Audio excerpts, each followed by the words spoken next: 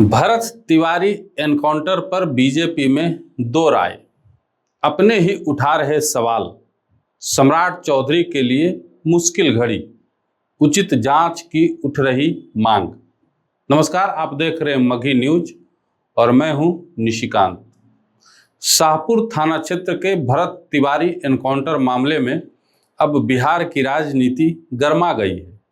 मामला सिर्फ एक एनकाउंटर तक सीमित नहीं रहा, बल्कि अब यह सत्ता पक्ष के अंदर की अलग अलग राय और पुलिस की कार्रवाई पर उठते सवालों का बड़ा मुद्दा बन गया है। भरत तिवारी ने जो रास्ता चुना वह गलत था।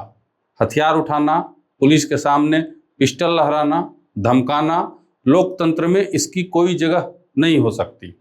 कानून अपने हाथ में लेने की छूट किसी को नहीं है। लेकिन सवाल यह भी है कि क्या पुलिस के पास सिर्फ एनकाउंटर ही आखिरी रास्ता बचा था?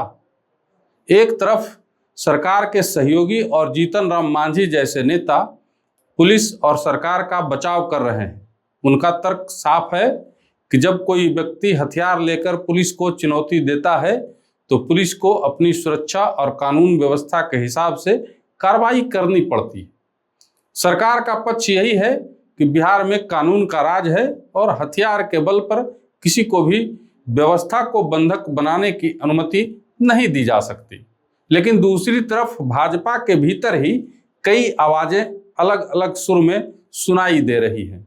मंत्री विजय सिन्हा, मंत्री मिथिलेश तिवारी, विधायक आनंद मिश्रा और बड़े नेता भाजपा के ऋतुराज सिन्हा जैसे नेताओं ने इस मामले में पुलिस की भूमिका और कार्रवाई के तरीके पर सवाल उठाए। यह कोई छोटी बात नहीं है। विपक्ष सवाल उठाए तो सरकार उसे राजनीति कह सकती है, लेकिन जब सत्ता पक्ष के ही नेता पूछने लगे कि पुलिस से लापरवाही हुई या नहीं, तब मामला गंभीर हो जाता है। अब सवाल यह है कि अगर एनकाउंटर पूरी तरह सही था तो फिर लापरवाही की बात क्यों हो रही है? अगर पुलिस ने नियम के मुताबिक काम किया तो फिर पुलिस कर्मियों पर कार्रवाई क्यों हुई? और अगर पुलिस कर्मियों पर कार्रवाई हुई है तो सिर्फ सस्पेंशन से न्याय पूरा हो जाएगा क्या? यहाँ सरकार के सामने दोहरी चुनौती है। पहली चुनौती है कानून व्यवस्था को मजबूत दिखाने की। दूसरी चुनौती है जनता को यह भरोसा दिलाने की कि क्या पुलिस के नाम पर कोई भी गलती छिपाई नहीं जाएगी। भरत तिवारी की मौत पर संवेदना अलग बात है और उसके हथियार उठाने को सही ठहराना अलग बात। दोनों को मिलाना ठीक नहीं होगा। भरत ने कानून तोड़ा, यह बात साफ है, लेकिन पुलिस ने स्थिति को संभालने में हर जरूरी कदम उठाया था या नहीं, यह भी जांच का विषय है। क्या बातचीत की गुंजाइश खत्म हो गई थी? क्या परिवार के जरिए उसे शांत कराया जा सकता था?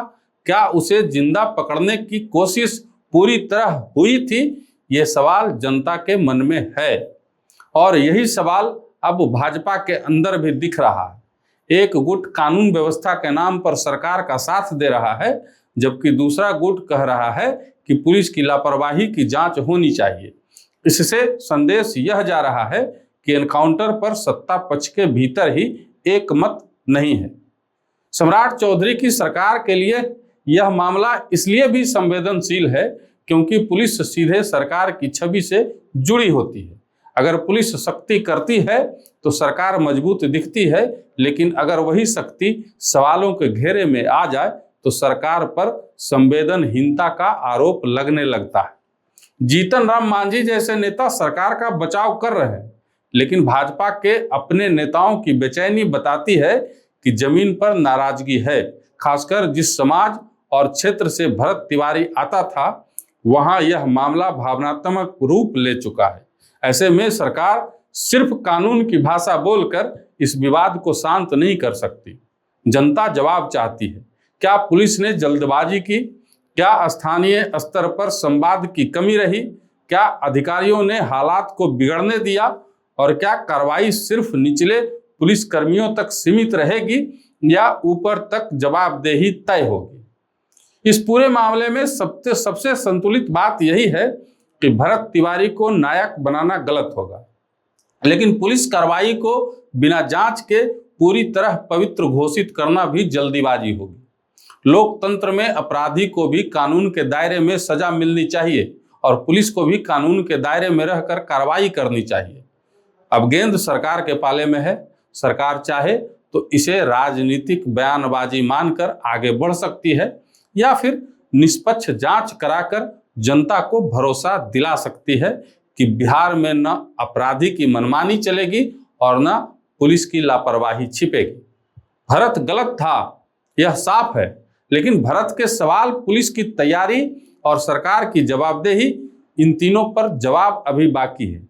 भरत तिवारी एनकाउंटर ने एक बड़ा सवाल खड़ा कर दिया है।